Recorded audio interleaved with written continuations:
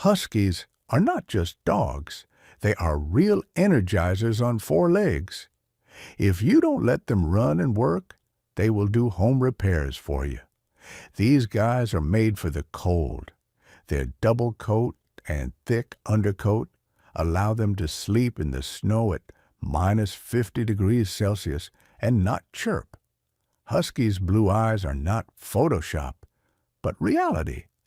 Although some have different eyes, heterochromia, which makes them even more charismatic. Huskies don't bark. They howl, and so artistically that they can arrange entire concerts, especially if they are left alone. They are stubborn as donkeys. If a husky doesn't want to do something, you will need the patience of a monk to persuade it. This is one of the few breeds that can run in a harness for hundreds of kilometers without getting tired. Their endurance is simply cosmic. Huskies love to dig. If you have a summer house, get ready for a lunar landscape in the yard. They dig holes like excavators. They are friendly to everyone, even thieves, so they are not good guards. Huskies have almost no doggy smell. Their fur is self-cleaning, which makes them relatively hygienic for a dog of this size. And yes, they are escape artists. If a husky gets bored, it will easily jump over a fence or dig a hole. So strong locks are a must. In general, if you are not ready for endless walks, training, and tons of fur at home, a husky is not for you. But if you are ready, you will not find a better friend. Wildebeest are the crazy participants of the most epic race of the savannah. Gnu are eternal migrants. Every year, they cover 3,000 kilometers in search of fresh grass. Their herds are a living avalanche. When 1.5 million wildebeest run together, the earth shakes like an earthquake. Even the lions hide. Did you know that baby wildebeest are sprinters?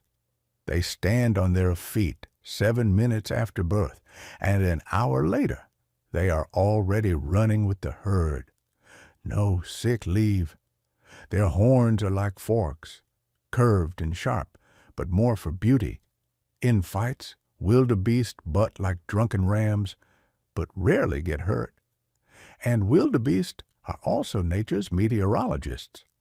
They can sense a thunderstorm 50 kilometers away and run to where it's about to rain, living barometers. Their menu is savanna fast food. They chew tough grass for 16 hours a day, digesting it in a 4-chambered stomach, walking lawn mowers. Gnu are a favorite snack of predators. 80% of the lion's diet is them, but the herd still survives. They breed like rabbits. They cross rivers full of crocodiles by swimming. The water boils from thousands of bodies, like in a giant saucepan. Their voice is like a hoarse horn. They emit nu-oo-oo. It sounds like an old car that won't start. And finally, Gnu are the engine of the ecosystem. Their manure fertilizes the soil, and their corpses feed the vultures. Without them, the savannah would die. Meerkats are the sun bunnies of the desert. Meerkats are team players. They live in clans of up to 40 individuals, where each has its own role: nannies, guards, and teachers for the little ones. Their column stance is not just cute. This is how they look out for predators, and at the same time warm their bellies in the sun. 2 in 1. Did you know that meerkats are fearless scorpion killers? They quickly bite off the tail of a poisonous trophy and eat it like a hot dog. Their dark circles around their eyes are like natural sunglasses. They protect from glare so they can see the enemy even in the midday heat.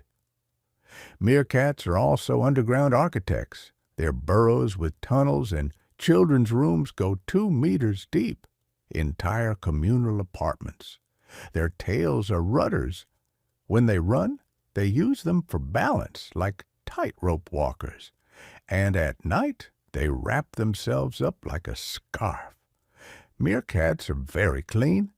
They spend hours cleaning each other's fur, strengthening social bonds at the same time, grooming instead of smoking breaks.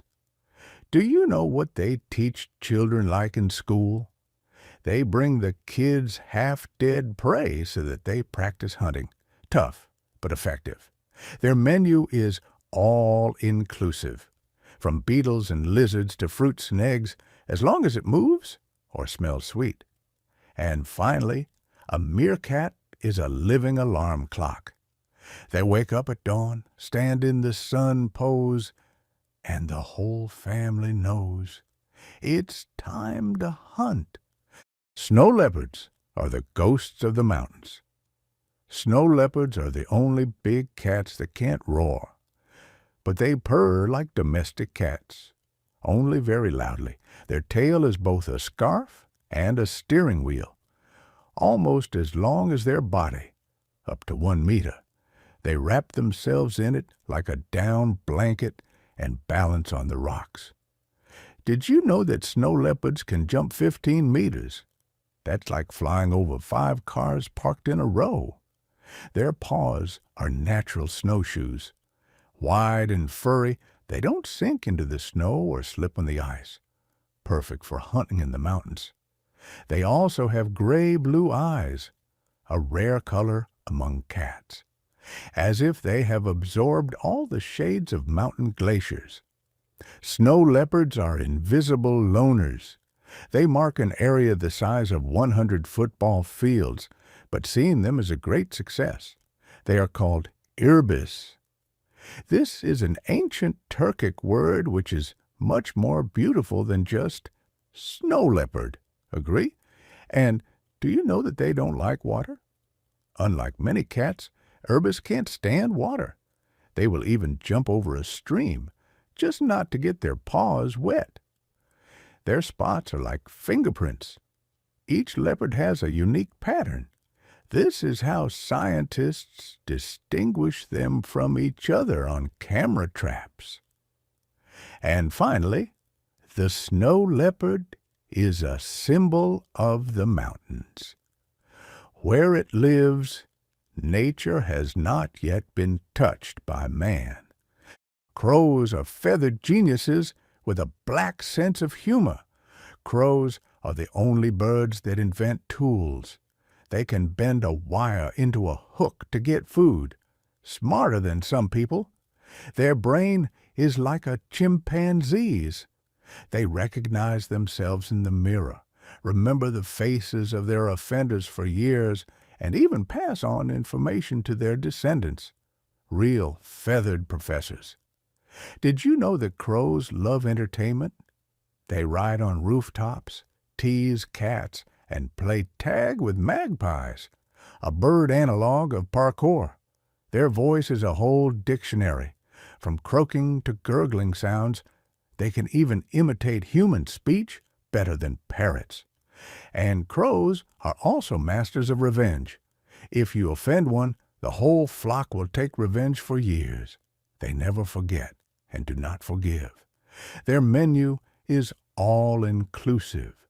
From burgers in the garbage to fresh fruit, crows are the first gastronomic critics of the urban environment. Crows are the kings of adaptation. They live everywhere, from deserts to the Arctic, and even in the center of megacities they feel like masters. Do you know that they make reserves? They hide food in thousands of places and remember them for months, better than any GPS navigation. Their mating games are a circus. Males tumble in the air, give sparkles, and even dance. Crow-style romance. And finally, the crow is a mirror of humanity. Where we settle, there they are, only smarter, more cunning, and more resilient. Cuckoos are the cunning adventurers of the bird world. Cuckoos are masters of tossing.